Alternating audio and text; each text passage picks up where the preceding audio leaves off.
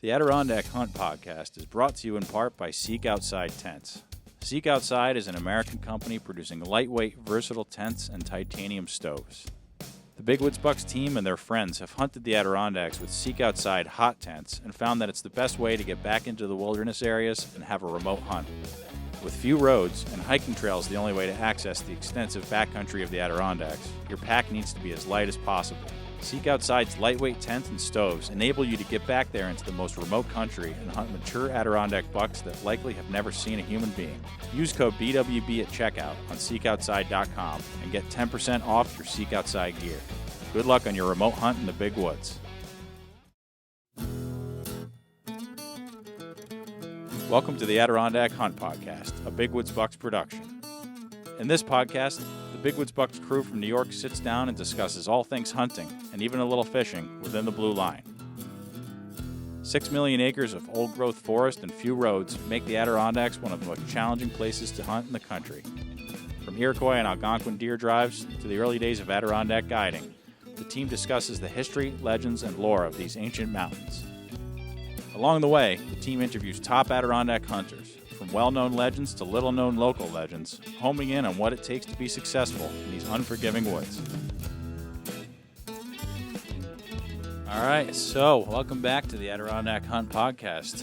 I'm your host, Brian Connor, Big Woods Bucks CEO and video guy, and we're recording here at Hardy's Electric Studios in Amsterdam, New York. We have with us today Bob Dunbar and Austin Sheeran. And we've got a special guest today. I'm really happy he's here. We've been Facebook friends for a while now. I've just watched all of this guest's adventures, and I just think he's a perfect. And we've chatted plenty, and I just think he's a great guest. I think everybody's really going to enjoy this one. No pressure, by the way. So we have with us here today Erick Erickson. He's from New York. Well, you're from Vermont originally. Yeah, right? Southern Vermont originally. Right. So Damn Vermonters. We all know Vermont produces good hunters. There's no question about that. And but he's living in New York now in the Capital District, right near all of us. And you know, he hunts. You hunt the Adirondacks, which is, you know, we're all about an hour away from. But you've hunted all over, which I hope we can get into. Yeah, absolutely. And how maybe your Adirondack experiences affect your other hunts. And so, yeah, this is just going to be an interview of Erick, and hopefully we'll learn some things, hear some good stories, and hope you enjoy. So, where in Vermont you from originally? Arlington. Arlington? Yep. Okay, which, as we just discussed, is near... Yeah, it's right like in between Vermont? Manchester and Bennington. Okay, gotcha. And you grew up whitetail hunting? Yeah. Okay. Whitetails, turkeys, Yeah. mainly. Was that is obviously like big woods, like, or mountains at least? Yes. Where you Yep. grew up? The Okay. greens are right there. The Green Mountains, yeah. I mean, we did have a lot of farmland and stuff, and back then it was actually being used. Unfortunately, now not so much, but... So there's a lot more farmland back in the day? And Yeah, like, I mean, a lot of the places you go out there, it's constant. You know, you're running into fence posts and gates that are now all overgrown and in the woods, and right. you know, old stone walls and stuff. And it eventually started just getting overgrowth, and you know, unfortunately, I think the habitat wise for the deer just wasn't as good as it was, you know, back 60 years ago at this point. Interesting. I've heard a number of different explanations for why Vermont's deer herd isn't that good. Maybe Vermont hunters being pretty hardcore, but then also maybe the Benoits single-handedly killing off all the big bucks. But that's a new take that I hadn't thought of, which was just that the landscape has changed a lot, I guess. Yeah, so actually in high school we did a biology project, and part of it was reviewing how things had changed so much. And again, don't quote me on this, but I believe at one point in time we were at something like 90% of Vermont was fields and urban area and stuff like that, and it's almost completely flipped. Yeah. So now there's a lot more, you know, climax forest and older forests there that, you know, at one point in time were used for sheep. And Yeah, that's interesting because the Adirondacks, the same thing happened, but way earlier, you know, around like the 40s, 50s, 60s.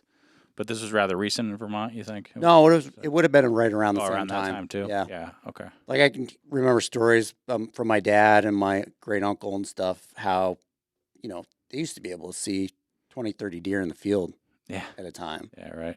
And even growing up, we went from a point in time where you used to be able to see 10 to 15. Now you're lucky if you see one or two. Right. We used to go to do deer drives in the evening all the time. My grandmother and my grandfather, and we'd go get ice cream and do these deer drives. And Nice. had a lot of fun, see how many deer we could count, see how big of the bucks we could find. And yeah, that's neat. yeah. So when did you start hunting the Adirondacks? So the Adirondacks actually has not been that long ago. I think 2016, somewhere around there. So it's only been about 8 years. Is that you had moved to New York at that point full time, or? So I moved to New York around 2009, 2010. Okay. And what I was doing at the time was I was hunting the Catskills a lot back then. And then I'd go to Vermont.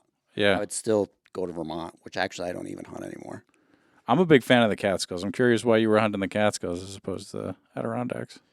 So I had a little bit of an insight. My cousin was working down in the Roxbury area, and he had some friends that lived down there that had a farm that then abutted state access in New York City watershed. Oh, nice. So we were down there, and I just kind of stuck with it. Yeah. I like it there. It's just really nice country. The mountains are way steeper, more prominent, but it's got big woods. There's no question in my mind that big woods and a bigger deer population too. More deer for sure. Yep. So how did you get into the Adirondacks then? What was the impetus for that? So I've always been big on tracking. I mean, I did a lot of tracking in Vermont, did a lot of tracking in Maine when I was younger. And, we had that in the Catskill. But, there were some issues with one of the properties that I was hunting down there and not being able to find a place to park. And I just, at that point in time, I decided that I was going to start hunting the Adirondacks because I knew it was going to be a lot like hunting back home. Yeah. Yeah, I think the feeling in the Catskills is that it's gentrified and had rich city people moving in way faster and denying permission. And then suddenly, parcels are getting closed off to hunting. I don't know if you found that to be the case, but I remember reading an article in the Times about 15 years ago that was happening. That definitely was the case. And, I never actually saw it, but there was always kinds of rumors all the time about, the type of hunters that the Catskills attracted and, a lot of wild stories. But again, I never had a real bad experience with anybody that was hunting from outside the area. The only bad experience I had, which is part of the reason why I stopped hunting there, was the fact that there were some local people that didn't recognize a new vehicle that I had on the property that I had and decided to, right on my muddy truck, stay off the property and ended up. Delightful. Yeah. So I was like, you know what? I'm not even dealing with that anymore. Yeah. And the family was great there, and they loved having me there. But I was parking along the edge of the road instead of up in their field like I had used to. Right. And the neighbor apparently didn't realize that. So. Hi everyone, team member Mark Sharon here. A lot of you know that I've been coaching people with addictions for more than 36 years. Well, today we have an exciting announcement to make. While Michelle and I will continue to personally coach people as we always have, we're now providing a training course for those of you out there who might want to become a certified Freedom Model coach.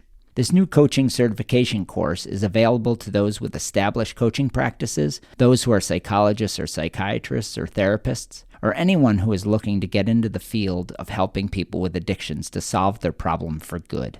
If you would like to get on the applicant list, email me directly at info@thefreedommodel.org. Again, here's that email address, info@thefreedommodel.org. We look forward to your interest and potential of working together to change the way people across the world are helped with addictions. Take care. So you started hunting the Adirondacks. Did you mostly, are you comfortable saying you're in the south central area? If not, we can cut it out. Yeah, Okay. Pretty close to that. Okay. I'm not totally bashful. There's people that do know. I'm. Yeah. We're talking about 500,000 acres anyway, Yeah. south central Adirondacks. Yeah, you say that, though, but then, everybody knows where everything is. It's amazing how you can have all of this land, and, you talk to guys that know the Adirondacks, and everybody knows where everything is. Like it's, Yeah. you know what I'm saying? Like, Well, that's because there's 10 roads in the whole park. I know, You but know, like whereas- it's just cool Yeah, that like yeah. guys know it so well, even though it's so vast. It's true. I always think it's interesting. A lot of the guys who know different areas. I really just know between like Blue Mountain Lake and Hope. Like I've spent some time in the high peaks, but it's mostly a mystery to me. Have you hunted the high peaks at all? Or I haven't. I think the biggest reason is I really don't want to have that hiker conflict. it's full of hikers. Yeah. I mean, every time. To be honest, I don't want to get on a tangent here, but I love the South Central Adirondacks because it's undeveloped and it doesn't get the pressure. You could go to a water. I have a dozen hikes I could go on around Wells where I know I won't see a single hiker. July 4th weekend could be the height of summer. I won't see a single other hiker. You go to the high peaks and there's like 100 people, 50 Yeah. cars in the parking lot. That's Now you I'm gotta have, good like, on that. parking Pass permits. on that. Yeah, Yeah. kind of Parking crazy. permits. So it's so Apparently, you overused. don't have the same radar that I do. The same radar. Yeah, I find people. Yeah, That's because, as we discussed in that one episode, Bob is the weirdo that other people run into in the woods. I don't think I've read it yet, Bob. Not yet. It's Oh, coming. yeah. It's coming. you will too. Now that you've met him, you'll be like, oh my god, that's Bob Dunbar. Yeah, exactly. So, would you use Seek Outside?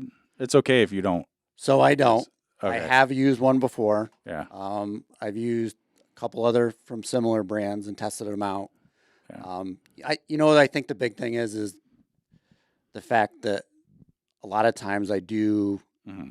camp somewhat close to the road, Do you? and then I go occasionally out deep. Right. Usually I wait for the weather to be a little bit better. Right. But to be honest with you, I mean, the non-hot tent setup that I have and the sleeping bag that I use will get me comfortably into 0 degrees. And we haven't really had a lot of super, super cold temperature in the No. last 5 or 6 years. Yeah. 2018, it was getting down to like the single digits, but I don't think it's gotten that cold since. Yeah, no, I use Nemo equipment, and they're out of New Hampshire. All right. Good. Cool. Good stuff. So your hunting style, you said you track primarily. Are you waiting for, are you the type of person who's waiting for snow and it's snow or nothing, or you still hunt? I'm going to get out regardless. Okay. Regardless if it's raining, regardless if it's Nice. snowing, regardless if it's super crunchy. It's just, I'm going to change the way I do things Yeah. Exactly. depending on that. That's what we all do. Yeah. Same Yeah. thing. Yeah. And then the system that I use, I get a system that's good enough that I can put it in my pack, Mm-hmm. that I can go out and still hunt relatively quiet. Mm-hmm. And then if I find a good spot that I think it's going to be worth sitting for 2 to 3 hours if I need to, if I feel like, especially if it's super crunchy, Mm-hmm. I throw the extra, I use puffy layers, I throw that stuff on, and I'm just like being in a sleeping bag. We were just talking about that. The lightweight Yep. down puffy layers. Yep. Yeah. In terms of your success in the Adirondacks, I'll ask you to put aside any humility you have for the Yep. moment. About how many Adirondack bucks have you shot? I've only gotten one. That's it? Yep. Oh, you and me both. Yep. Yeah. All right. I am very selective, but I have only gotten So one. you've passed on deer. Yes. As have Yep. I. I mean, I haven't passed on anything good. Pretty much Spikes every and year stuff. I pass on, the typical younger 6 or smaller 8s. And Yeah, I'd be shooting those, but I understand. I mean, you're a pretty experienced hunter, Yep. period. So, I mean, did you hunt a lot in Maine and stuff? And, yep, hunted a lot of Maine, had some decent success there. Right. Most of my greatest success has been out in the Midwest. Oh, all right. Doing Where? archery hunting out Oh, in really? Nebraska. Oh, okay. Yep. You think you're a bow hunter first and then a big woods hunter? Or? So it's funny. I try to tell people this now. Bow hunting is probably what I prefer to do. Yeah, fair enough. But the problem is now, I'm going out west every year for Yeah. 2 weeks Yeah, with my bow. yeah, So that's usually sometime in September. yeah, So I'm going to use those 2 weeks. yeah, Going to go out there for away, totally cut off in the backcountry. right. And like now, my work has me training like for a full week right around the time I get back. So I'm gone for 3 weeks. Right, The Adirondack starts up middle of October. right. And I got 2 kids, Yeah. 2 daughters I absolutely love. And, even if they're teenagers now and I don't really think they care too much whether I'm there or not, I still try to take care of the homestead at the time, make sure I get all Yeah. the chores done, get everything squared away. Yeah. So after being gone for 3 weeks, I come back, reset, try Yeah. to make everybody happy, fill up that family bucket again. Yeah, And then because they know, like once muzzleloader starts up in the Adirondacks, I'm gone. are you going every single weekend? At least every single weekend. Really? Yep. You get good time off with your job? Yeah, I get great time off. Are you doing like a week at a time too? No, usually I try to keep it to, an extra day a week, so 2 to 3 days a week Nice. Okay. to get up there. And then I hunt straight until I tag out, or the season ends. And then after that, I spend the rest of my time down in Massachusetts. Huh. Okay. So, without saying where you hunt primarily, how did you decide on that area? And let me preface that, because a lot of folks who are just new to the Adirondacks, they don't even know where to start. And we've told them, like, find a hiking trail and just go. But, we're talking about thousands of hiking trails. So how do you even narrow it down to which hiking trail you want to go to? So I'm curious how you found your spot. So for me, I use Onyx for pretty much everything. Yeah. I've tested a bunch of other apps, and there's some great apps out there, don't get me wrong. But Onyx has been good, and I've never had really any major issues with it. I have to plug it here, 15% off if you use code BWB. I had to do that. So Yeah, long time it is Onyx. the best. It is the best. Since pretty much right around the time they came out. Yeah. I've been using them, and now I got all these waypoints too, so I can't even cheat on them at this point, I don't think. Yeah. Because trying to Start over. What? You have to start over. Yeah, Yeah. you pretty much would, because Go Hunt is another app that I do use, but I use them for something completely different. But as far as my phone app goes, I strictly use them. Yeah. So what basically I did was I wanted some place that was going to be drivable. So if we got snow, I wasn't going to be driving for 2 hours to get up there from where I am. And so I wanted some place that was going to be somewhat secluded. So one of the tips that I learned from this guy called Mark Livesey was zones of pressure, right? So basically you take any kind of trailhead, any kind of parking spot, any kind of roadway, any kind of private property, and you're going to subtract that like a mile off in either direction. So you'll kind of zone those areas out. And from there, now you're going to look at the spots that are open, right? Right. So the spot I found and decided to start spending some time in, there was, without getting into too much details, there was a large chunk of untravelable portions of, let's just say, trails. Yeah.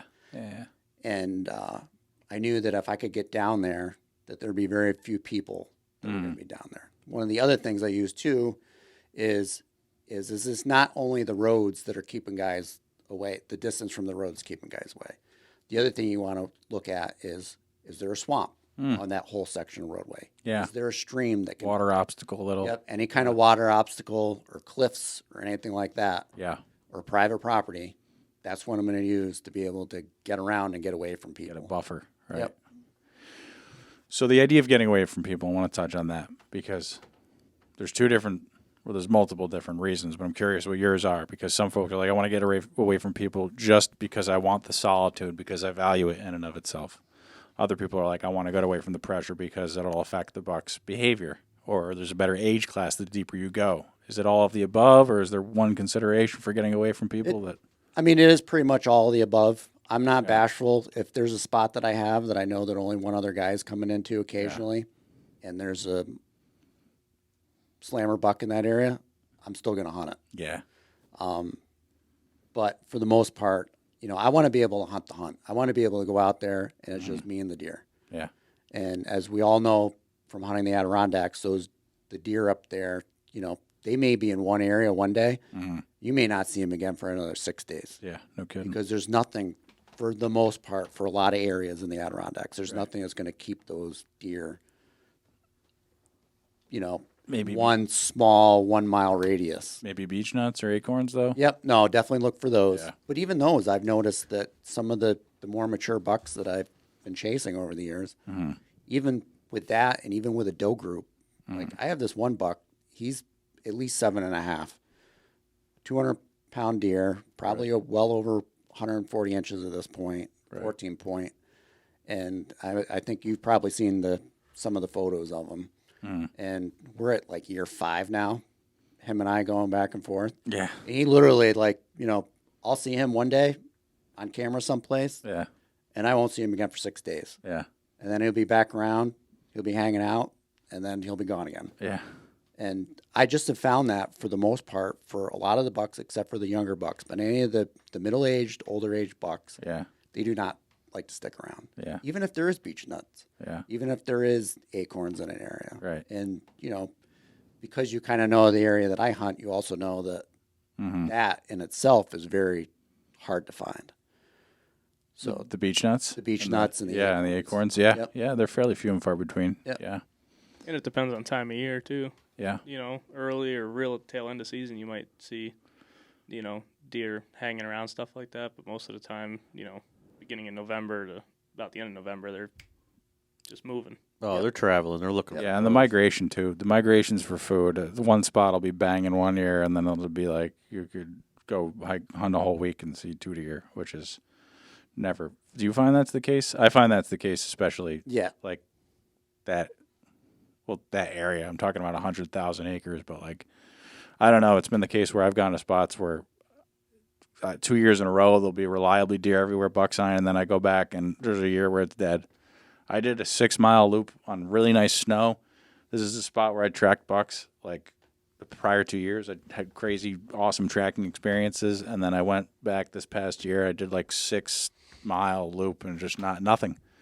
2 does maybe in 6 miles. So it feels really hit or miss. I mean, do you find that's the case? I feel like in the spots that I've been, I can usually find deer pretty regularly. Yeah. But the feed definitely changes. Right. For sure. 100%.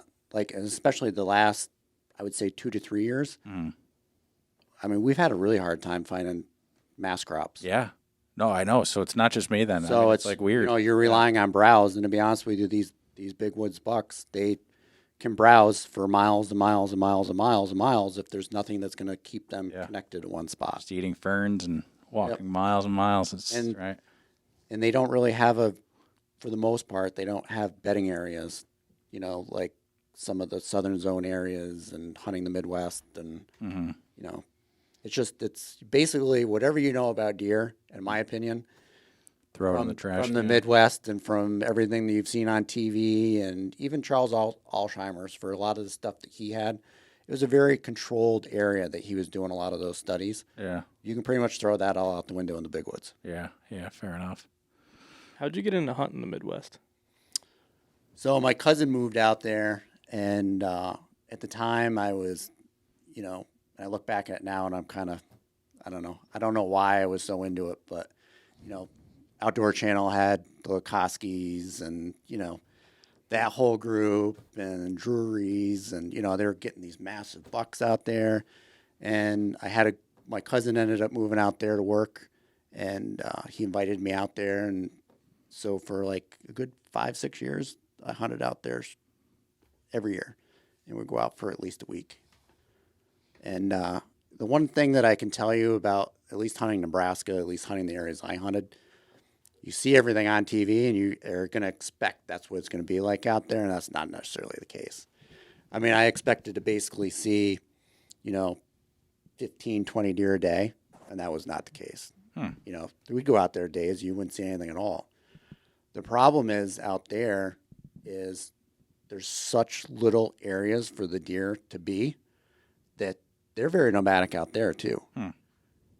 Unless you have a river bottom. Now, if you have a river bottom, you have some sort of area where there's some trees and an island of, swamp or something like that. That's where they're going to be regularly in and out. Right. But unfortunately, with the public land out there, it's slim to none to begin with. And a lot of that public land, you're not going to find those areas, at least in eastern Nebraska. Are you hunting? You're exclusively hunting public? Yeah, I try to hunt as much as I can, and we ended up losing one of the farms that we were hunting out there. Right. But I had some really amazing luck out there. Every year was able to come back with a deer, and that kind of set the bar from growing up in Vermont. You wouldn't pass a 6-pointer. Yeah. You wouldn't pass an 8-pointer because the chances you see them. And to be honest with you, where I grew up hunting, the genetics were so bad there and still bad. Most of the areas that I hunted growing up, they didn't even have brow tines. Yeah. And that's sort of the reputation. 3.5, 4.5-year-old deer is going to score 110. Yeah, right. You know, Right, if right. that even. We had a 7.5-year-old we were chasing, and I absolutely loved it. So one of the things that I do is Mm. I hunt what's on the properties Yeah. that I'm on. So if I know that there's a 150, 160-inch buck, that's going to be my target buck. But if I'm back home in Vermont and I know that, you know, the biggest buck in the area that I'm hunting's, you know, 110-inch and that's it, he's still going to be my target Yeah, buck. it's Yeah. still the biggest buck in the area, right? Because I enjoy hunting. Yeah. You know, and don't get me wrong, I don't want to sound like a trophy hunter because that's really what I'm not. It's just the fact that, you know, my current living situation, I'm the only one that eats the deer meat for the most part, and I usually give it away to friends and family. Yeah, same. And for me, it's like, you know, why waste a tag on something I would have shot when I was younger, when I had more people to share it with? I'm the same way, and I don't necessarily feel like there's anything wrong with being a trophy hunter. For me, as you know, I've related my woes to our audience. You know, I'm a relatively new hunter, and I wish I'd shot more small bucks, especially in the Adirondacks. I've passed on spikes and forkhorns like probably half a dozen over the years. I wish I'd shot them for the practice of shooting bucks, because then the opportunities I've had at big bucks, I've totally flubbed them because I just don't have enough experience shooting bucks. But I mean, it sounds like you got plenty of experience shooting Yeah. small to medium-sized bucks when you were growing up, Yep. which is actually the part of my hunting journey I missed out on because I didn't hunt when I was a kid or a young adult. So it sounds like you've had tons of experience. I want to ask you about your Western hunting too. Yes. Yep. Elk, mule deer. Have you been on a ton of? You and I first started talking about that. Have you been on a ton of mule and elk hunts? So not as much as a mule deer, although when I go to Montana, usually I have an elk mule deer combo tag, Right, so I can shoot either. But to be honest with you, when I'm out there, my focus is on elk, right. and we've had some success. And you know, it's a whole different world out there. So that's what I'm curious about. Is it easier? Is it easier than hunting the Adirondacks? Do you see more animals? I'm just trying to get a sense of like. Do you see more animals overall? Yes. Yeah, so I've Do heard. you see the animals that you should be after? Not necessarily. Right. But it is more open, so you know you have more of an ability to glass. Elk is a lot like hunting turkey, to a point. Right. Don't Call you know, in. Yeah. Don't jump on me on that one because that's always when it gets brought up on some of the other podcasts and everything else. You know, Do people get upset about that? die-hard elk hunters like they're nothing like turkeys, but They're kind of like turkeys. to a certain point they You are. know where they are because you can hear them. Yep. You You might can- not be able to see them, but Right. you can hear them. Yeah. and that's And something. they're interactive, right? Yeah. It goes both ways. Yeah. Yeah. And that's something that, you know, we don't have in the Adirondacks. We don't have in the Northeast to be able to deer hunt. I mean, they do talk, but they're not saying, you know, hey, I'm over here. Like screaming Yes. right through the canyon. Yep. I'm over here, right? Yep. At least I've never elk hunted. At least that's how I imagine it, or what it looks like in videos. So, I'm curious too, as somebody who's hunted the Adirondacks and I've been applying for points in all these different states. What's different? What am I going to be unprepared for, and what am I going to be over prepared for? So I think for a lot of people, the biggest thing that they need to concentrate on is their gear when they go out there. Right. If they plan on doing something where they're going to be in the backcountry, Yeah.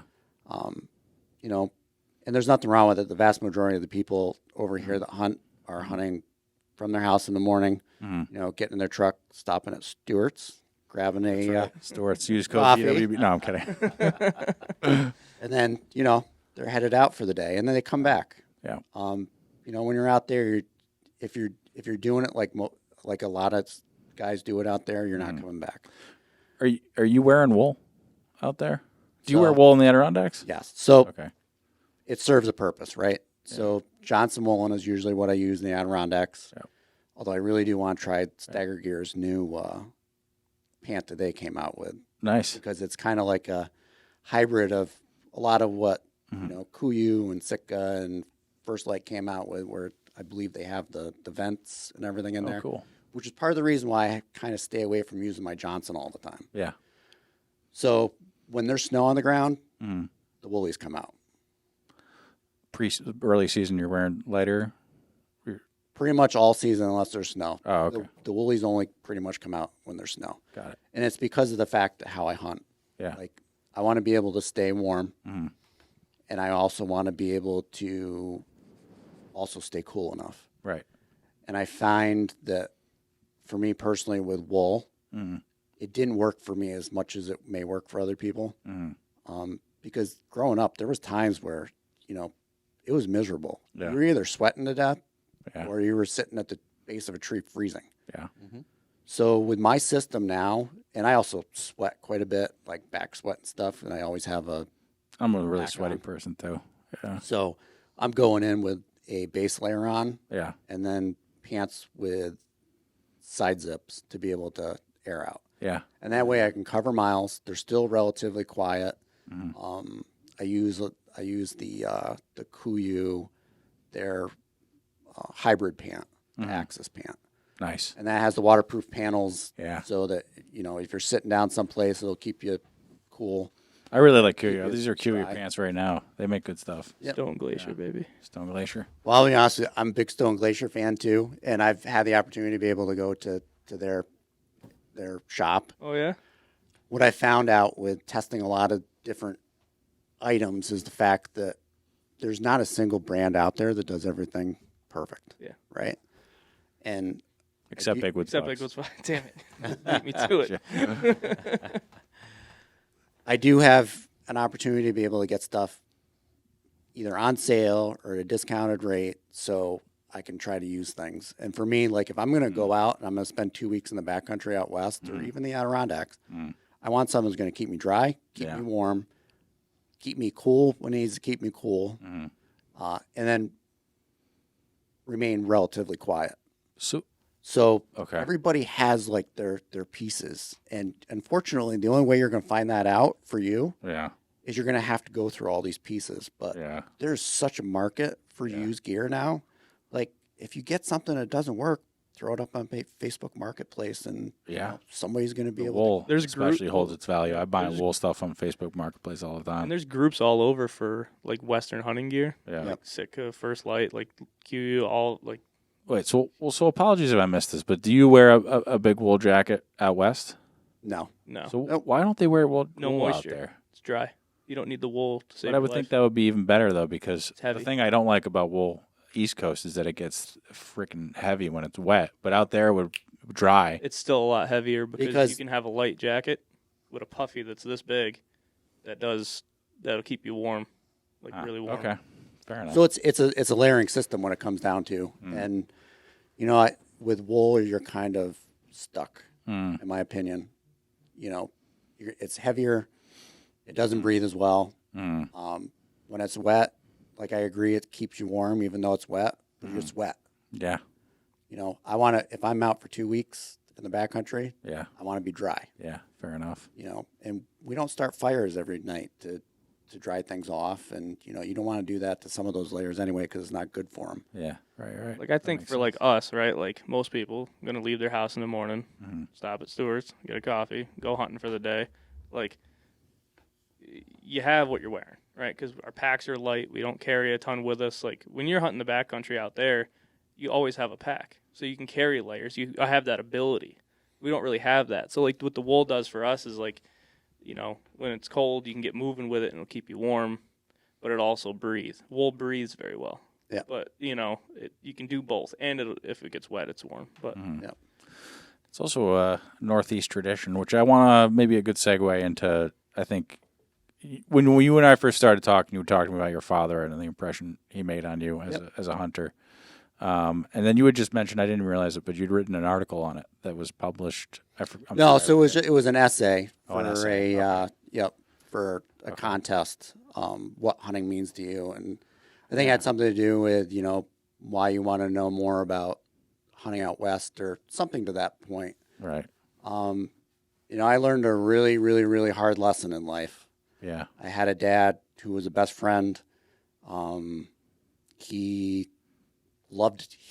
took me out hunting, and actually I think I encouraged him to hunt too. Yeah. He worked his butt off. And we would go on vacations when we could, but Yeah. he was saving for Yeah. his nest egg. That was what he told me. It was his nest egg. Yeah. He was saving his paid time off. He didn't feel like leaving work because he thought that things wouldn't be handled correctly. Yeah. He worked for the same place for 40 years. Yeah. Well, we did go away a lot. It was to Maine, to northern Vermont for a week at a time. And don't get me wrong, I absolutely love it. We've had some amazing experiences. I ran into Larry Benoit in the backcountry out cool. there once. Yeah.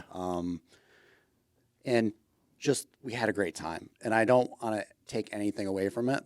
Right. But the fact is that we also had a lot of conversations about going out west, hunting elk, and just exploring. Yeah. And his plan was to do it during retirement. Well, about 5 years outside of retirement, it may even have been a little bit longer than that, he ends up having an issue with his foot. They did an x-ray. They ended up putting a plate in, but he was never able to walk the way he used to. Yeah. And they found out he had Parkinson's.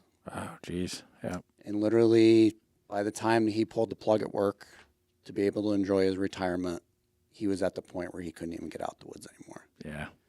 So I said to myself, I was like, listen, I don't want to live with regret because I know he does. Yeah. I know he absolutely does. And he's still, I mean, he's not at that point now where he's can cognitively understand a lot of what I'm saying and probably really read into it as much. For my experiences, and he enjoyed them up until, it got to that point. But I told myself I wasn't going to do that. So if I got to work a side job, if I have to work extra overtime, if I have to squirrel money away, if I have to squirrel paid time off away, I don't take paid time off unless I'm hunting, fishing, doing something with my kids, doing something with my family. Other than that, like, if I need a day off, I'm not taking it off. I'm going to go to work because I need that time set aside for the things that I enjoy. Yeah. So, it was like 2016, 2017, I said to myself, I'm going to start a plan in place, and I'm going to go out west every year. Yeah. And I've been out west every year since, and I've been to some amazing places, and my kids go on great vacations every year. At least one, With you?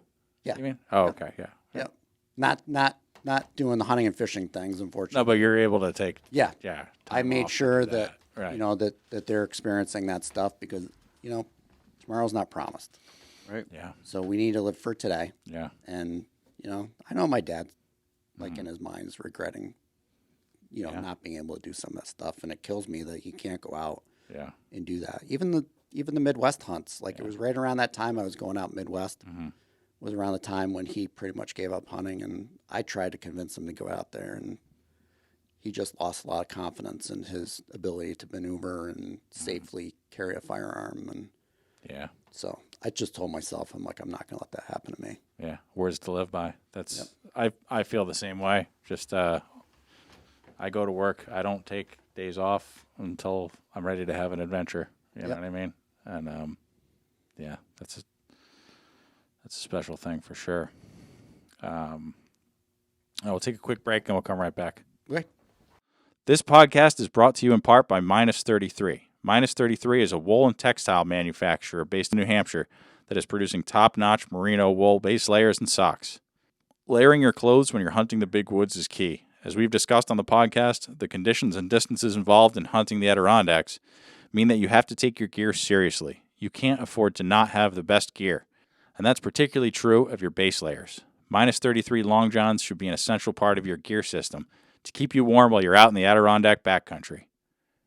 As for socks, I've tried dozens of pairs of wool socks over the years, and Minus 33 Heritage socks are by far the comfiest. If you go on the Minus 33 website, you can read about the care that they've taken to create these socks. And once you put them on, the difference is obvious. They are perfect for long days hoofing it up and down mountains in the Dacks.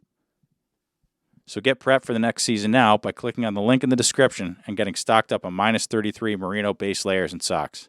Happy hunting. Hi, Brian Connor, host of the Adirondack Hunt Podcast here. We're excited to announce our partnership with the most respected and recognized land company in the Northeast, Christmas and Associates Land Company. Owners Dan and Mark Christmas are two upstate New York natives with deep roots in the Adirondacks and Tug Hill Plateau, as well as two of the best big woods hunters you'll meet.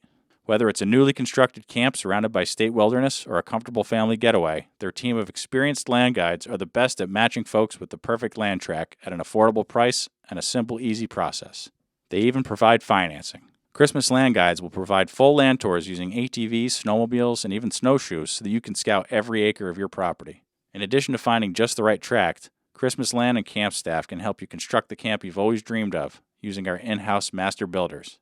Every camp is overbuilt, carefully located, and rock solid. Whether you're a first-time buyer or an experienced landowner, Mark, Dan, and all the land and camp staff will strive to make your search a quality, once-in-a-lifetime experience. For over 30 years, no one in New York State has provided more big buck properties and family hunting camps to hundreds of folks who love the woods than Christmas and Associates Land Company. Dan, Mark, and the rest of the Christmas family remain dedicated to wise land conservation and treating everyone they meet like family. Always available 7 days per week, unless there's fresh tracking snow. Contact Land and Camps by calling 1-800-229-7843 or visit them on Facebook or go to landandcamps.com. Hey everyone, Brian Connor here. I want to tell you about performance shooting in Constable, New York. Contact owner Mike McDonald for any of your rifle or ammunition needs. When calling, use the code BWB for discounts for new buyers and ask about their Browning BAR custom carbines while you're at it. Call Mike at 518-483-5241 and get your season started now. With over 100 years of combined experience, Hardee's Electric can satisfy any electric need you may have. Based out of Amsterdam, New York, Hardee's will work on projects big and small, commercial, residential, and industrial. If you have electric work you need done, go to the experts at Hardee's Electric. Call 518-842-1074. So, all right, we're back. All right, we're back. Bob, I think you had a question for Eric. So when you're up in the Adirondacks, do you have specific haunts that you like to pick up tracks? I mean, do you have certain areas, or you just go until you come on something? So I'll be honest with you, I run a lot of trail cameras for inventory purposes only. Right. Just because it's very hard to pattern the big woods bucks. Impossible. So I have different locations that I have set up where I have cameras, and if I have a buck that I want to target, that's the area I concentrate on. So I guess that answers the question as to, whether there's... you were saying earlier that if you might have a buck that comes to a camera and you might not see him again for another 6 days. Yep. So have you ever, had deer and said, okay, he's going to be back here, probably, most likely he's going to be back here.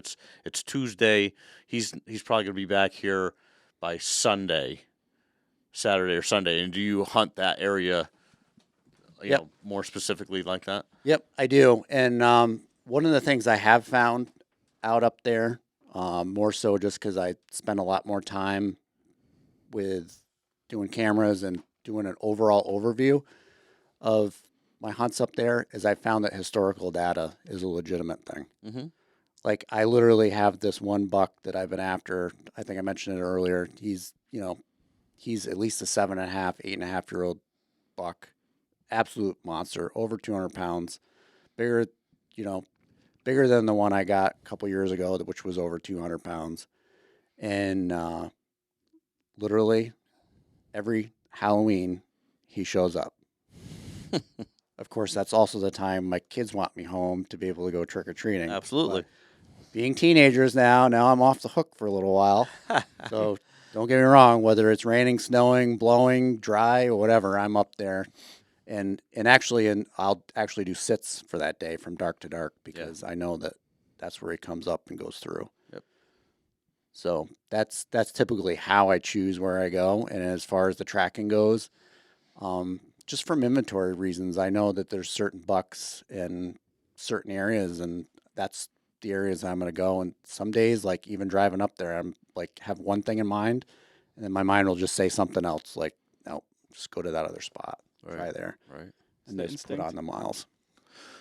Yep. Actually, that makes me think of a question that we ask a lot of our guests, particularly those who hunt the southern Adirondacks, is high or low, hardwood or softwood? Where are you hunting most? Because, in our area, it's pretty mountainous, and then you can have giant softwood bottoms, and then you can have whole mountains that are just hardwood until you get to the tippy top. Might be a little balsam, but are you going high or low? Is it all of the above an answer? No, that's a good answer, I think. So It's the most common answer. Yep. Yeah. But if you had to like just pick a spot to go still hunt for a day, Or what do you? Well, let me ask you this: what do you prefer more? Because some of the hardwoods around where we hunt, you could see for 150 yards. The softwoods is more like Maine, where you'll get like a 50-yard kind of view. What do you prefer to hunt more? I prefer ridges. Do you? Ridges that go in towards swamps. Yeah.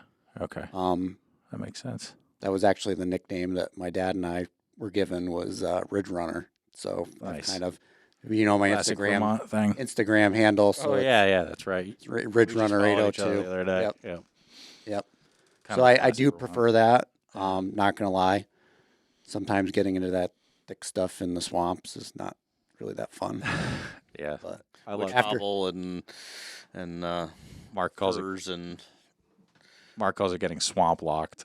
I love that term. But I'll be honest with you, after being out in some of the blowdown areas out west, like it's nothing compared to, the swamps here are definitely easier because those blowdowns out west, like I carry a tourniquet with me for a reason out there, is the fact that it's just a matter of time before I impale something on those blowdowns. And a couple of the guys that I go out with, one of them's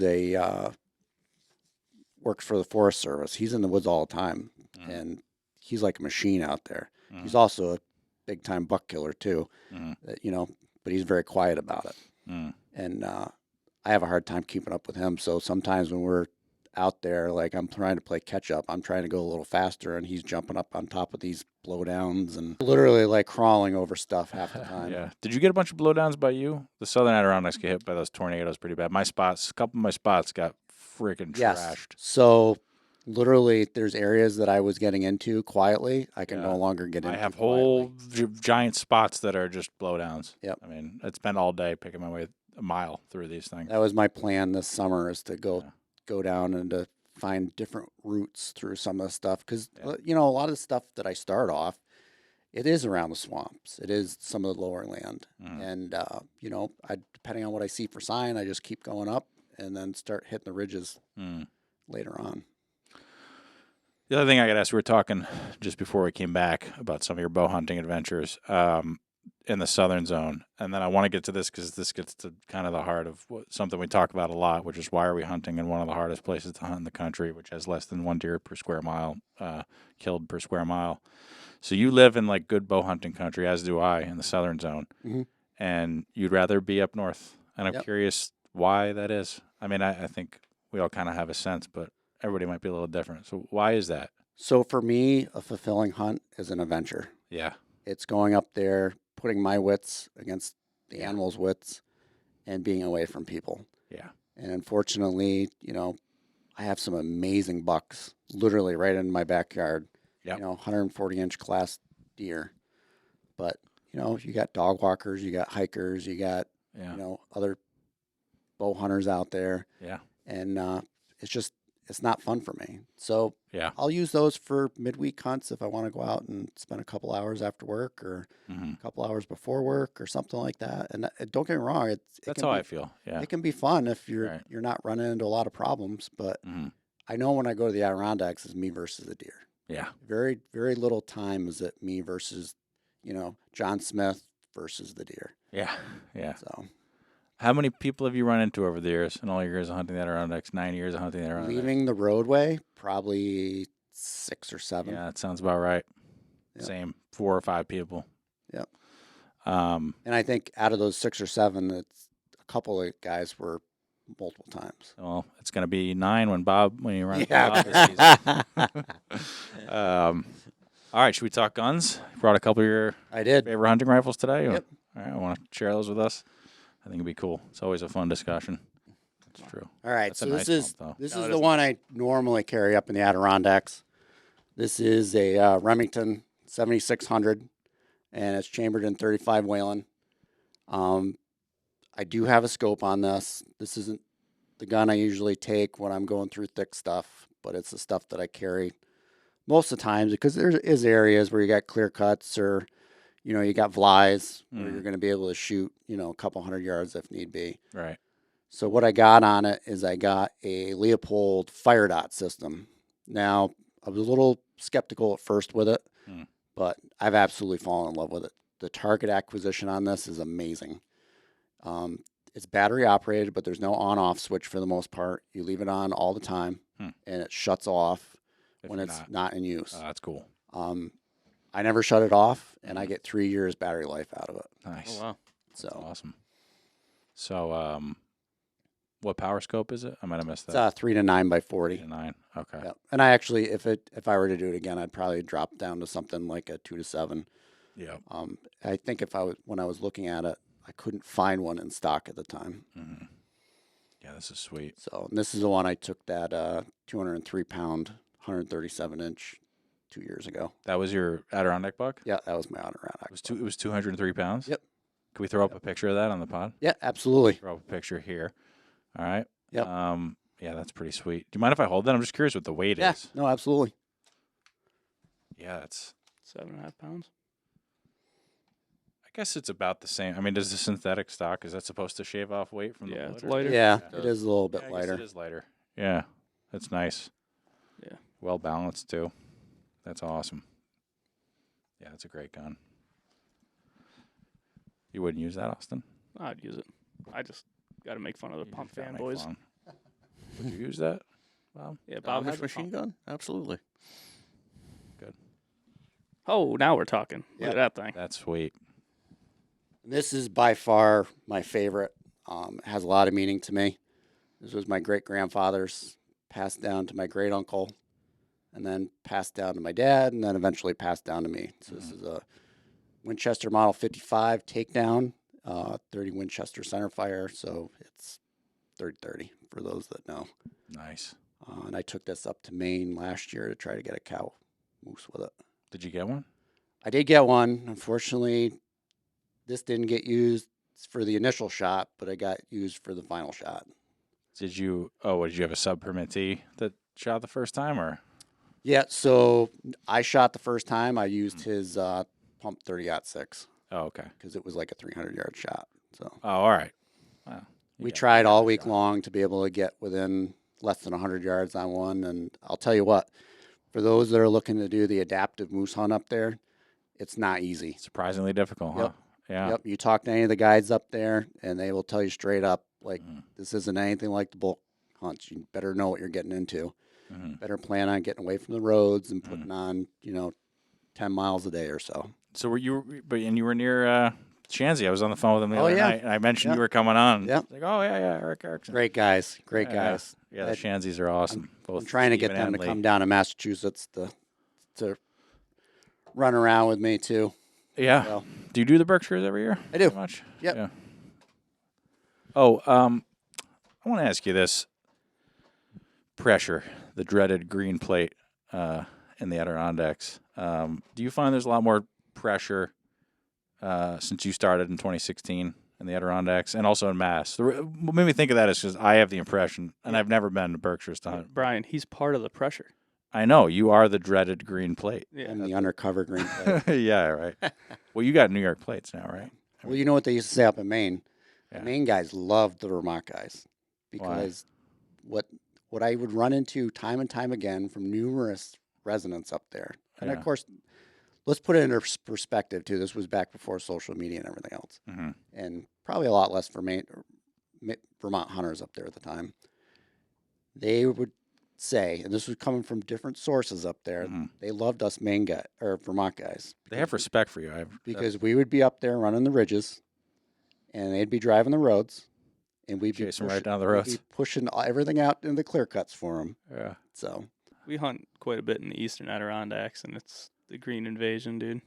Exactly. The Brutal. green You menace. show up, and it's like Yeah. 6 Vermont plates. You're like, oh. Yeah, they're everywhere. We're joking though. I mean, we're big proponents of the remote thing anyway, which is I get the sense not a lot of Vermont folks do that. Although we might have to cut this out. I might be making too many generalizations about Vermont hunters here, but I think people are going to get angry in the comments. I think in general, there's not a lot of remote hunters still.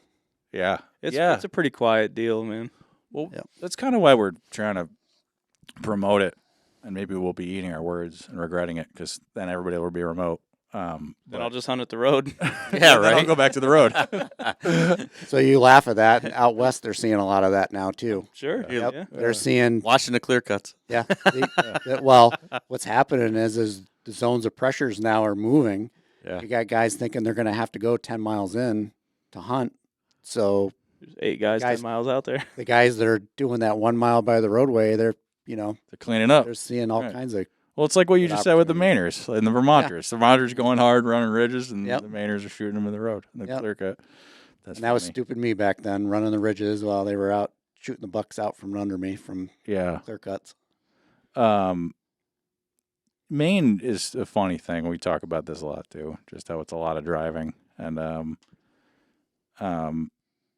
I don't particularly like that. But I'm curious if you find that the drive. I mean, do you drive to find a track when you're in Maine? Do you still hunt Maine a lot, or No, I haven't. I was talking to Shan's yeah? this year. I was thinking, maybe it's time to start going back up there again because I missed it.